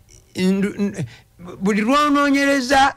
kampuni eziraninga ebintu bya Uganda ezisinga ziri mu bannayuganda bangi abatayingira nga mwe bwe mwayingira naye tebamanya kati waliwo n'ekibuuzo oyinza n'okubuuza olwaleero bino byowulira ebigugu by'abantu ku baliraanwa bange waliwo hoteeri enindiraanye eyo gyensula yaani bateekamu essente kampani zino zemulaba bagenda bateekamu essente zaki amafuta byeboogeraku ebyo byonna kanzi katono togeza okuva awaka nga tulidde ku Prestige Margarine ono ajudde ebirimu naddala vitamin A, D, E ne B12 ebikuwa amaanyi okuyita mu lunaku abaana ba Prestige Margarine bawomerwa omugaati alina okukula bakule bulungi nga balamu ate nga bagezi amasavu mu Prestige matono ddala kino kiyamba omutima gwo okukula nga mulamu mu ngeri y'emu osobola omukozesa kusimfumba chapati fabali mu kisiibo eza futali chapati za daaku gula endobo yo gula bucket yo bamutunda Prestige mu grams 2.5 grams 5 kile namba ne bucket aine mikolo kozesa Prestige ono kufumba ebintu abantu bawomere kyebalya kubanga bibalya banabizamu obulamu Prestige ali matunzo gonna eggwonero ly'omugongo tukwanyulira abajjanjabi b'omugongo abantu ffe mwenna tubategeeza ntulese enzijanjaba empya era ey'omulembe eri abo bonna abalwadde b'omugongo ng'amagumba discs gasesituka ne ganyinga nerves obanga n'omugongo okuluma waki stroke yakkuba tukutereeza n'omugejjo ogezze nnyo mu banno nekiera tukikola kitukikolako mujje tubajjanjabe muwone ddala ku ssente entono tukola therapy treatment massage wamuna kugyeka kyetuyita home care treatment nga tukujjanjabira waka obukugu tubulina ate enjijjanyo twaze nayo mpya tusangibwa Kawempe ku 5 kulina na Equity Bank maaso ga katale Kawempe ku 5 tuli ku simu 075M 19 3300 oba mwita Lugonvu 075M 19 3300 wa 076 5 58 Imam Kasozi muzina nkomezao kakati eri nga tuvuddeyo tokola nkugambye amannya gano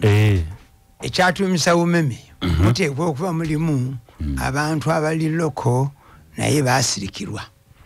ng'ate oba oli awo be bayina interests ezisinga obunene nolwekyo ebintu by'eggwanga lino byonna bigenze byetoloola bwe bityo mu bintu bingi nagamba Medi nze ndi muyizi wa philosophy naye mu philosophy waliwo pepa bagiyita logic kati gyenjagala okuyingiza mu kino onnyonnyoke lwaki tuli mu kino era neokukaba kuli kwe badde bagamba nti ani yakola endagaano eno bagikola mu bugenderevu nga bakimanyi nti bano bwe baba bagenda olw'envuyo giyinza okuddirira ffe ekyaffe tukigabane mu advance ze ssente ezo zemuwulira 2 19 18 4 4 meka 8 7 otegedde kati owa logic akugamba nti buli lwobeera ne false premise bw'ozimbira ku kintu nga omusingi nga mufu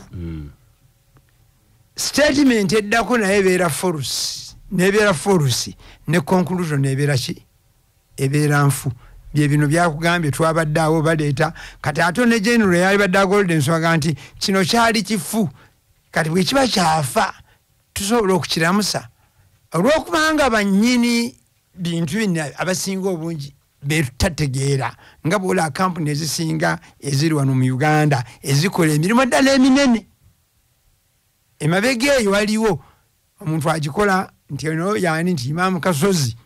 ne Imam Kasozi nga front kati bweba nti Imam Kasozi nga Medi agamba Imam Kasozi nze nsereko ojiwulidde nga Sebunya nti Imam Kasozi nze Sebunya katugenda okugatagatta eno yono yabasasingawo ono kojja mamawo ono kojja ndaga nti tubireke n'enkomerero nekifa lwaki twazimbira ku kikyamu era tugenda kusanga obuzibu bunene kati obwedda kati tugamba ogobadde oyogera bakozi noyogera kuba emigabo naye waliwo abantu be bayisa amasannyalaze mu ttaka lyabwe mu bibanja byabwe ne bagira abayina obukonge baabo bali kuki bwa bumeme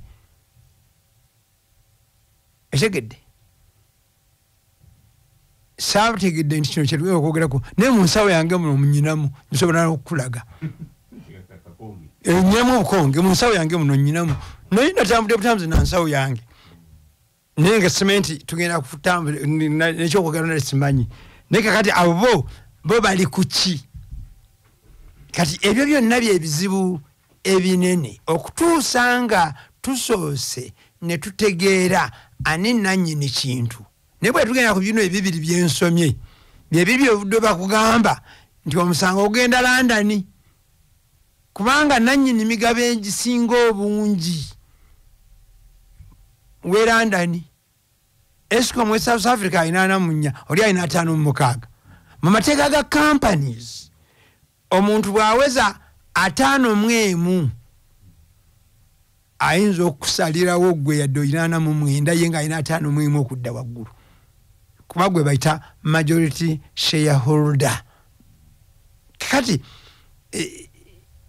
neba majority abeba ndala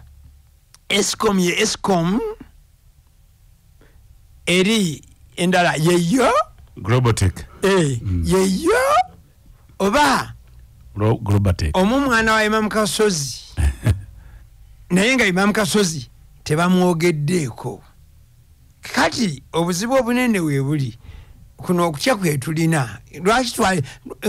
lwaki tutya ng'ate tugamba nti abantu bakuguka tulina abakugu abantu tulina experience ekyokubiri njagala kwebuuza omuntu gwe twakola naye endagaano ng'agenda kukola emyaka 20 lwaki tugamba nti anaaba agenda ate tumusasule tusasula ki kyembuuza nti ekyokubiri nenyera bannayuganda ekyokubiri bw'abadde akuŋŋaanya essente batugambye wano nti 20 ku 100 gabe kakadde gagendawo buki butereevu kakati ago 20 ku 10 kiki yakola losi kyetumusasuza kino oba twamuforcinga twamuwaliriza ye bannange omulimu omunene okufaanana bwe gutyo honale bwagambye baguwa ennaku 9 kiki ekyali ekigendererwa kubanga buli kintu ebintu ebinene bwe biti bitwala obudde kyova olaba omwana omuto bw'afa ssaawa 2 ssaawa 3 tumuziika taliiko bibuuzo Medi bw'afa ssaawa 2 batandika nti Medi kumi twabadde tumuziika engeri gyali musiraamu naye ate yakolanga ne Lukyamuzi yeewunguddeko egindi yakolanga ne naani oliani injiniawo Sembajjo nti babalinde nti ate ne Medi yali azadde abaana ne bakula bagenda gundi omu ku baana ayimye eri n'agamba temuziika kitange okutuusa nga akoze ki n'amalawo awo wiiki namba nga balinda omwana likibeerawo naye kakati kino ekintu ekifaanana bwe kityo lwaki tutwalanga abagenda okuziika omwana omuto eyafudde ku ssaawa 2 tumuziike ku 3 kyekitegeeza nti emabega w'ekintu kino waliyo ekinene katusuubire nti tebujja kukya ku makya nga tuga ntuzze wano okukola nga bwe tuliwo nga nti amasannyalaze gaagaana ekirungi mwina generator nga mujja giteekawo nga ebintu bitambula naye embeera esinga eri mu lukujjukujju olulimu balanze akalango kati bwe boogedde bino byonna ne bigaa nti oli afunako 2 kubona badde omu ku babadde bagaa nti ngende nsasula amasannyalaze emyezi 3 balanze akalango wano weekali nkalinange nkalina kuno kusimu wanje minisita yagambye Nankabirwa minisita Nankabirwa yagambye nti ekyo kya bulimba ajja kuyisa naye kyogamba nti abantu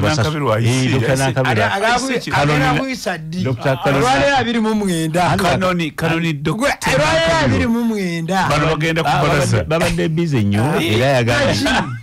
n'okutetenkanya ensonga eno nga bwali MP emuyita matters of national importance ekitabeerana ku ki teka full stop soko malirize naye teka full stop sebo kumboziyo mbadde mubuuza nti kyembadde njagala manye nti babadde bize issues of national importance zemuleta mu parliament bagwali nga kikuba teyeetaaga kuba nti yebadde kuki koda pepa oli aluyimirira ng'agikubawo ng'etambula muno mwekyali badde kigwa naye obuzibu bwe tugenda okusanga Medi nti obukuusa bwe tutambuliddemu n'obulimba ku bintu ebisinga obungi bye bitutuusa ku bino era gye tuvudde eri mu mazzi gobadde oyogerako ekireeta amazzi kimanyikiddwa era nsanyukidde nnyo Migadde wano ng'akyogeredde ddala nti nkuba ya politics kali na bino byonnyini nekiresa empapula bwe batyo n'okukutoka okwolaba konna okuliwo ngawazi ku mwana omuto nabano baletona gyondo bibadde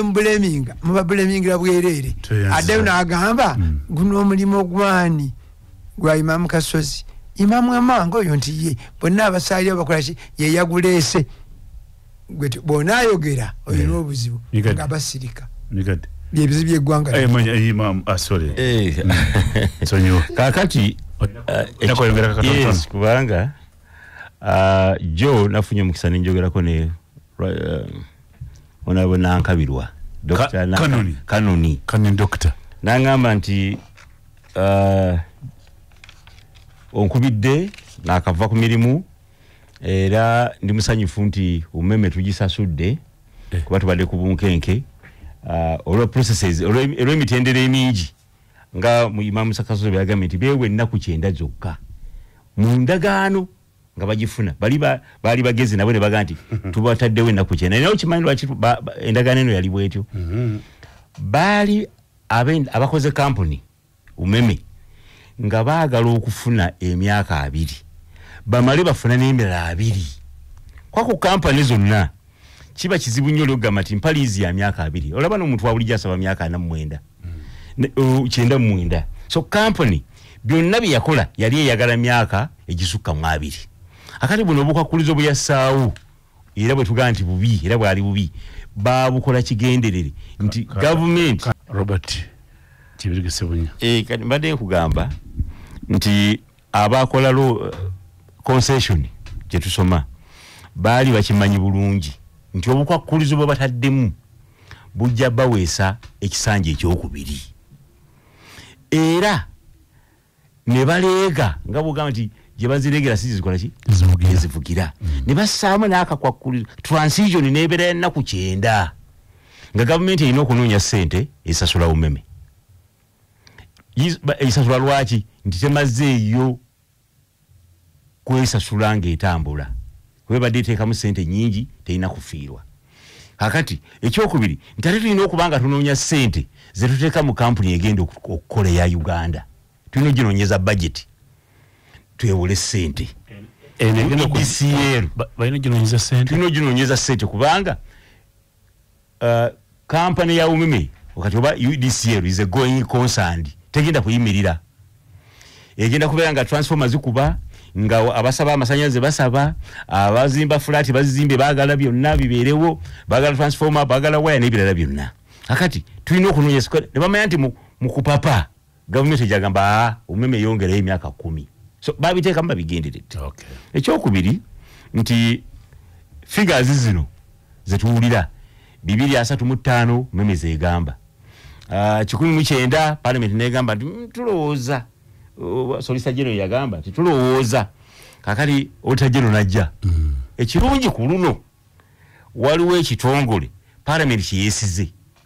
negamba nti katukozese waffe atubuulire figure ali neutral yani Auditor General Edward naye ta 10 mmeka 1014 naye era kiteeka okuba nga ne Auditor General naye alowooza nti 1014 era tujja kuzongerako bajja genda mu kye bayita reconciliation otaddemu mmeka mirimu kije wakamba okola wagikola so waliwo ebibadde bikyatambula kuba mumina na buli kati era transformer senge kuba kati era ebekola ki ebeesasulwa byeteekamu kati olwalero n'enkya ejja ku mandiro ejja okumala okuteekamu byayo byebakyakola so nze ndowooza nti atugamba aba era nti waliwo ebitali ku ezo naye tebirina kusukka $10 million banaaba bakola ki balina obulala obujja okweyongera eriyo obulala obujja okweyongeramu n'ekyokubiri Dr. Nankabwa kyangambye nti ssente zebeewoze ezo gavumenti yazeewoze okwewola kulala n'okusasula kuki kulala beewoze ssente ezo ziri mu gavumenti kati basasulako Auditor General yabagambye basasule nga balinda okukola reconciliation ekyokubiri bannayuganda kye balina okumanya nti kampuni eno kati edda mu mikono gyabwe ssente ze tubadde tusasula umeme kuba ebadde zitwala bweru batugambye nannyini ye Globeleke ne Escom kati ndowooza Globeleke ye main stakeholder shareholder kati ssente zibadde zifuluma bweru akati ssente zigenda kuba nga zetusasula mu masanyalaze zisigala mu Uganda tugenda kufiirwa foreign exchange kati mutwala bweru naye bannayuganda balina okwematira n'okakasa nti abwesigala mu Uganda sebo galanti tujja kuzikozesa kuba zetusasula mu musolo ziragawa tezisigala mu Uganda feffe nnyini bannayuganda abakola masanyalaze fe tulina okukola omulimu omulungi tugambe nti umeme egenze inafugana tubisobola mama atretera obuzibu palamenti y'omusanvu palamenti y'omusanvu bayirewo saagirimu nenyiza Museveni n'ey'omunaana mwamu mwaleta enzikiza Museveni n'ayomba palamenti eno ey'omunaana nagiyingira 2 kanzije katono bweweegaana kansooke nebaza abakulu abali mu studio yawo nebaze mwami migadde weenaalemu naye ate alina ebintu wabiraba okusinga abalala wadde nga weenaalemu naye mugadde nkwebaza kintu ekyo naye mugadde yakubuuzaamu nga nziruba okuteeka nga wekuli nanyini umeme egenda okuteeka nga wekuli yatiba nga ate nanyini yene egenda okujja endala nga sente ezo fayini egenda okuweebwa katemba enaaliwo era nga yagenda okumuddira kati nono omulala ajja ate naye nga ufe lubakyoya yali mu kigenda lubakyoya yali mu kijja ekyo utabefu bwekuli nga kona awadde ddyo nkugambye nga ojja wano oteeka wano yanziza lubakyoya sebo webale kuweereza ggwanga Uganda n'Obuganda webale kuweereza kwe tuli ku y'obujjajja webale na kuleeta abakungu abo honorable ensonga bazirungamiza bulungi President wa Brain Soja mu ggwanga Uganda Tata John ndi mwogezi wa Minister Pasis Namuganza pagira President Museveni ogutali musango naye tuli mu kaaba maziga era wenjogera media saawa eno fe tuli ku manda twazeeyo ku nkola yaffe y'amanda kubanga amasanyaze tukyagenda katugalabako bulabigamyansa bumyansa ekyamaze amaanyi ye contract yoganti oli nze kyemanyi mulimi lwa contract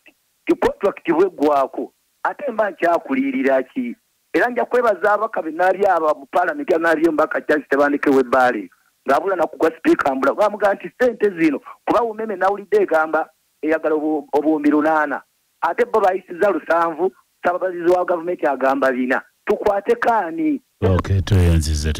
Hello. Mami Medi nkulamusiza. Gala umbofunze. Amanya yanza promota tamale. Ensonga yange eriemu Medi nzize nkusabye contract ngenda kuzimba masengeri. Naye mu kuzimba masengeri akandi kamo kyaka wairo akagamba ati masengeri wennemanga olina okundiyira sente zange nze ngennemye kikimo Medi ekintu ekirala tulina ba minister betuyitaako okukyusa ojjukira Minister Kasaija we yakola endagaano eya finance tugenda okubakanga bannayuganda balina okufiirwa tugenda okubuuza Kasaija tetumugamba eno mukuze mukikoze kyaki n'atugamba nze bannange ebibala byali bingi contract esagisoma. Imam tusibule njala okumaliriza nga nebaza mwenna babaddeko n'okwebaza obwakabaka wa Buganda bwateeka already eno ekituyambako okutuusa amaloboozi eri abantu oba oli awo abantu ne beetegekera embeera eziddako. Njagala okwagaliza mwenna Yidi ennungi ebyakalabikako biraga nti yamande binakalaba byenfunye wano kati Saudi Arabia n'olwekyo baga nti omwezi gugenda kuboneka saawa nga 2 ez'ekiro kati bwe baguze essaaku 2 ez'ekiro guba guyingidde mu gundi endala omwezi okuzaalibwa gye gutondebwa bagamba bali ababya sayansi nti saawa nga 2 ez'ekiro kati n'olwekyo guba guyise ku budde bwe bukolaki kyeba bagamba nti Idi ya kumande naye ebyo sibi byenkomeredde munabuvuma Kede njagala okwebaza second sibula abantu bafe tugende njagala okwebaza abadde bawuliza wali omukwano gwa wagala ennyo bamuyita Nelson Senyonga wembeera kuno wevuma weza messages njagala ndabira nnyo media oyo n'omukutu ogwo katajena byennyanja anti ngambye oli kyenyanja ngendo kireeta n'emikutu ebiri waliwo mukwano gyange bali ku Friends of Honorable Migadde badde ba streaming live n'abali ku Buvuma Telefina tulinayo neri Telefina naye nga